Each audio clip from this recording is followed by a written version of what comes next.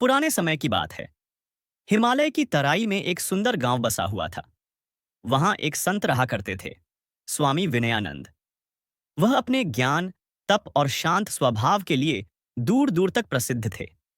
गांव के लोग उन्हें गुरुदेव कहकर बुलाते थे और जीवन की उलझनों को सुलझाने उनके पास आया करते थे।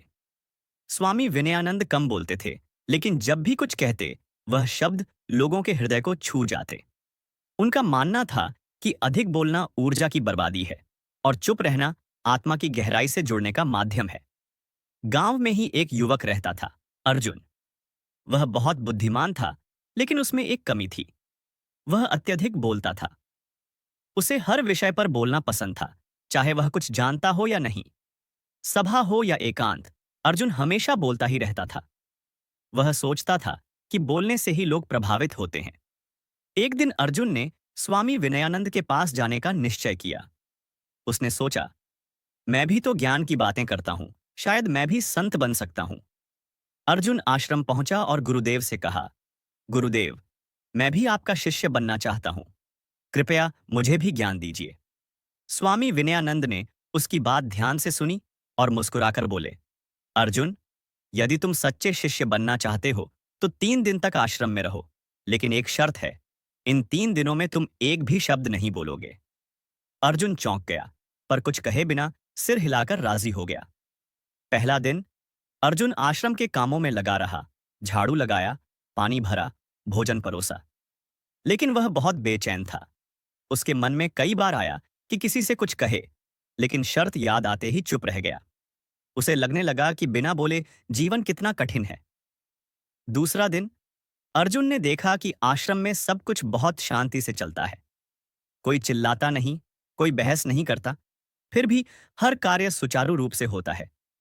उसने पहली बार महसूस किया कि शांत रहकर भी जीवन को समझा जा सकता है। तीसरा दिन, इस दिन अर्जुन ने एक अनोखा अनुभव किया। वह सुबह सूर्योदय के समय अकेले बैठा था। न कोई बात करने वाला था, न कोई शोर। उस मौन में उसे एक अजीब सी शांति मिली। उसके मन के विचार भी धीमे होने लगे। उसे पहली बार अपने भीतर की आवाज सुनाई दी। 3 दिन पूरे होने पर अर्जुन फिर से स्वामी विनयानंद के पास पहुंचा। गुरुदेव ने पूछा, अब बताओ अर्जुन, क्या तुम संत बनना चाहते हो?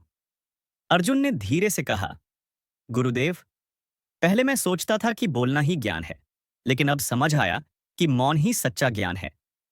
इन 3 दिनों में मैंने खुद को जाना और जाना कि कम बोलना कितना जरूरी है।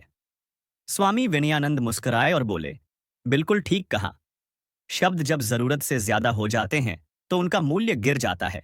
जो जितना जानता है वह उतना ही कम बोलता है, क्योंकि वह जानता है कि हर शब्द का असर होता है।